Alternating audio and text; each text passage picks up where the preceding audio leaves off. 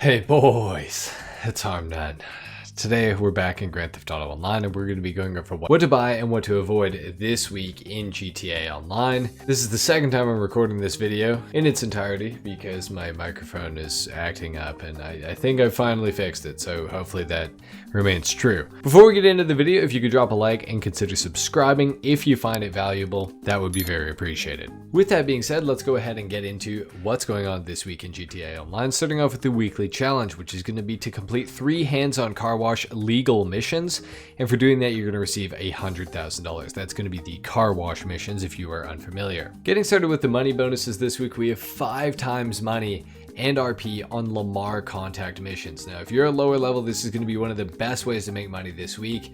It's also going to be an extremely good way to level up as well. Now, if you don't have a car wash, which is going to be one of the other main bonuses this week, in fact, the best bonus of the week is going to be through the car wash, you should be running these Lamar missions on 5 times money and RP to get the money to buy a car wash. And I'm going to talk about the car wash right now. Within the car wash, we have double safe income for the remainder of this week. We also have 4 times money on the money laundering missions within the car wash. Now, those typically pay $35,000. This week, they're going to be paying $140,000 for each one that you complete, and they take roughly 5 minutes. Now, we're going to be talking about this tomorrow in the weekly money guide that I do every single week, so stay tuned for that, and I'm going to teach you guys how to make a ton of money using this. Now, additionally, we also have double money and double RP on Mr. Faber work, but who even cares? It doesn't even matter. We also have double money and double RP on the community combat series as well, including this deathmatch right here, and on the unknown unknowns transform races as well, double money and double RP. These are a lot of fun, so I would recommend trying them out. For discounts this week, starting off with something that's actually free, we have Higgins Heli Tours. This is going to be available for absolutely no cost, so everybody should get Higgins Heli Tours this week.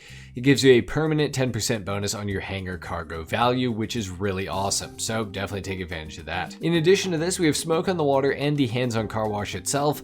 Both of these are 40% off this week, and I would recommend buying both of them. The Smoke on the Water shop is going to increase the value of your weed farm product by 35% permanently, regardless of the heat level in your Smoke on the Water business, meaning you don't have to maintain the heat level to get that bonus on your weed farm, so that's great. The hands-on car wash gives you a 35% bonus on your counterfeit cash business, but also has a safe of its own that passively fills up, and it gives you access to those money laundering missions that we talked about earlier that are going to be paying $140,000 for every 5 minutes of work, roughly. Absolutely get both of these this week. There's no excuse not to, and you will make your money back by just getting the hands-on car wash alone. For discounts this week, we have quite a few discounts on elitist travel and transport, one being on the Sea Sparrow. Now, if you already have a regular Sparrow, I'd say there's pretty much no reason to get the Sea Sparrow unless there's something that you like to do that involves landing out in the water, where the Sea Sparrow is going to give you an advantage. Now, if that sounds like you, then I would say buy the Sea Sparrow while it's on discount, but for most players, I would say to avoid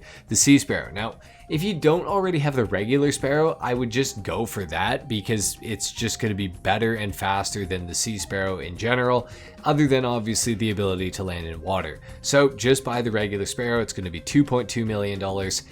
If you really need a helicopter, if you're in a bind or something like that and you want something that's weaponizable, maybe buy the Sea Sparrow, but you will need to own a hangar in order to buy this thing in the first place. So just keep that in mind. Overall, it's a cool helicopter, but I just don't know that it's worth $1.3 million if you already have a good attack heli in GTA Online. However, if you don't have a good attack heli, you may want to consider buying it. We also have the Howard NX25 discounted this week by 30% off, going for $682,500. This thing has a missile lock-on jammer available for it now, which is pretty cool. However, the Howard NX25 is not really that useful of a plane. It is a propeller-driven plane. It is one of the faster sort of planes in GTA Online, but it's like, what are you really going to do with it at the same time? You know what I mean? It's not weaponized. It's not really that useful in any regard. This is one that I would say buy it if you're interested in having an unarmed plane in GTA Online. If that sounds like something that appeals to you, buy it. If not, though, everybody else avoid it. We also have the Vellum 5-seater, one of the worst aircraft in all of GTA Online history. I would absolutely not purchase this. There's no redeeming qualities to this thing other than that it has one more seat over the regular Vellum, I guess, but it's still not worth it in any regard. So don't buy one ever, please. We also have the Buckingham Vestra discounted this week. The only way I would really recommend buying this thing is if you like it for nostalgic reasons. For me, I remember when the Vestra got added to GTA, I've always been fond of this jet. I think it is a very cool one, but it's not really worth the amount of money that it's going to cost you. $665,000 is a lot of money for a Pegasus aircraft. Now, you could put it in your hangar and make it into a personal aircraft as well, but it's still not really going to be worth it because at the end of the day, it doesn't really do anything for you. So I would say to avoid this one entirely. Again, unless you want to buy it for nostalgic reasons. Moving over to Legendary Motorsport, we have the Obey Tailgater S. This is a Tuner's DLC vehicle, and it is pretty cool. It has a lot of customization. It has decent-ish performance, albeit not the best performance ever, that's for sure, but it's not bad. It is rear-wheel drive, which is kind of strange for a vehicle that's based off of an Audi, I feel like, but anyways, it is rear-wheel drive. If you have it for the trade price, I would say to get it. I think it's a really cool car to customize. It's nice to drive. It looks great, everything like that. Now, if you don't have the trade price, it's a little harder to justify. It's going to be just over $1 million. I think for that price, it's pretty on the fence as to whether you should buy it or not. I think really what it comes down to with the Tailgater S is how much do you like Audi in real life and how much do you think you would like an Audi in game that is rear wheel drive. If you like it, I would say buy it. If not, avoid it. This week we also have the Terabyte discounted by 30% off, but no upgrades are discounted for the Terabyte as far as I'm aware. The interior tint and decal do not matter. I would not bother getting them. The turret station is not necessary. The drone station is somewhat necessary for certain missions, but you can avoid it overall. You don't really need it. The Weapon Workshop is available at the Freak Shop for free for literally everybody, so I would recommend just upgrading your weapons to Mark II variants there. It costs you nothing and you don't have to put it in your Terabyte, so I would avoid the Weapon Workshop. However, the Specialized Workshop will allow you to customize the Oppressor Mark II. So if you want an Oppressor Mark II and you don't have one yet, that is something you are going to need to be able to get that vehicle in the future. So I would recommend that. But of course, keep in mind you could wait for a Terabyte discount to come on where you can also do the upgrades for 30% off as well. So might be considering doing, I'm not sure, but overall the Terabyte is a great vehicle and it has some additional features that were added a couple of years ago that are available through the Garment Factory. Now you can store this thing in Nightclub or the Garment Factory, whichever one you have, but through the Garment Factory specifically, you get access to a few more upgrades, including a master control terminal, a silent running module, which will remove you from the radar when stationary in the Terabyte. You can also get a collectible scanner and a missile lock-on jammer as well. Overall, the Terabyte is a great vehicle. I highly recommend it. Under the two-door section on Southern San Andreas Super Autos, we have a couple discounts here. We have the Imponte Ruiner ZZ8 and the Karen Previon. Now, the Imponte Ruiner ZZ8 is really expensive for what you're getting performance-wise. I know performance isn't everything, but if you were buying a car for almost $1 million, you'd probably hope that it would be at least somewhat quick. And unfortunately, the Ruiner ZZ8 is not exactly that. Now, what I will say is that it does look really cool. It's based off of an early 2000s Camaro or Trans Am, or late 90s, I do suppose as well. Customization-wise, it's got a good amount of stuff that can be done to it. Overall, for $924,000, it's pretty hard for me to recommend it, but if you're interested in cars of this era or this car specifically, you may want to consider purchasing it, but for most players, you can safely avoid it. The Karen Previon, on the other hand, is very, very customizable, and it's actually quite fun to drive. However, it is no longer the fastest coupe in the game. There are faster coupes now in the coupe category for racing, so it's not going to win you any races. However, it is a decent car to customize, like I said, but I don't really think it's the best looking car ever. For most players, I would actually say to avoid the Karen Previon. I just don't really think it's worth it, particularly if you do not have the trade price. If you don't have the trade price, I really don't recommend this car. With the trade price, it's a little bit better, but I still don't think it's really worth that amount of money. Scrolling further down, we have the Grotti Briosa 300, which is upgradable into a wide body conversion at Benny's. It is not worth it. I would not buy this car under any circumstance. It will disappoint you greatly. But I will say the Grotti Briosa 300, not the wide body version from Benny's, is actually the superior car. It has much better handling. It's much easier to drive. Overall, if you're going to buy a Grotti Briosa 300, leave it as the Briosa 300. Do not wide body it. It will ruin the car for you. This thing still not worth buying, in my opinion at least, so I would avoid this for most players. And we also have the Maibatsu Penumbra FF, a two-door all-wheel drive Mitsubishi Eclipse inspired vehicle.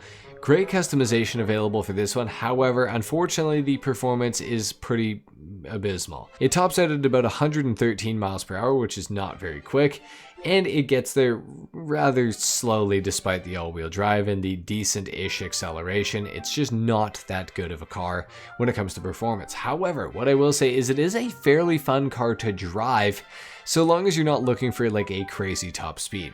Other than that, this car is actually pretty good, and I would say maybe consider purchasing it if you're into older JDM style vehicles like the Eclipse. I think you might just like this one. However, for most players, I would say to avoid the Penumbra FF. You're just really not missing out on anything that special. Under the four-door section, we have the Albany Cavalcade XL, discounted by 30% off as well.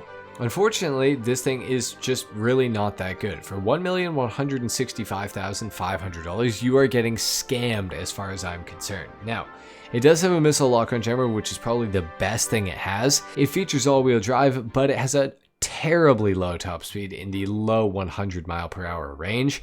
And in my opinion, it's worse looking than the regular Granger that you can steal off the street in GTA Online. But not only that, I think it's also worse than the Granger 3600 LX, which has armor plating and a bunch of other upgrades available for it. It's really not a good looking vehicle. The customization was super disappointing on this one as well.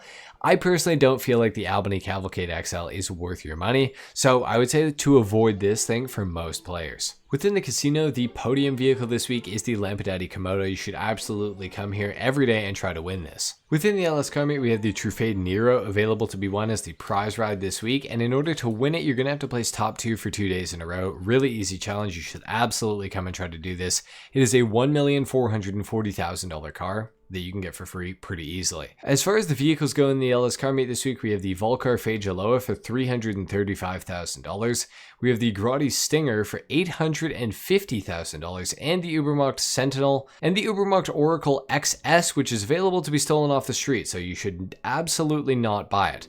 The Stinger is too expensive for what you're actually getting in return, in my opinion. However, the Volcar Fage is actually a really cool car with some great customization. This thing's super underrated. I would recommend picking this thing up in all honesty. And we have the Vapid FMJ Mark V in here for $5 million. I would avoid this thing. I would just make one yourself if you're going to buy a Vapid FMJ Mark V.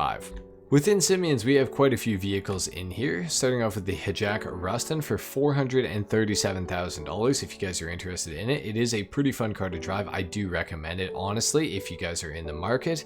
We have the Enos Cognoscenti for $254,000, a pretty cool vehicle as well. We have the Western Cliffhanger available for $260,000, kind of a crazy amount of money, but it is a really, really cool bike at the same time, so I do recommend that. We have the Western Wolfsbane for $121,000 if you guys are interested. Don't know much about the Wolfsbane. I can't honestly say if I recommend it or not, but what I can say is that I do recommend the Bravado Verliere for $695,000. This thing sounds fantastic. It's got a great driving experience. Overall, great vehicle. I would recommend this one.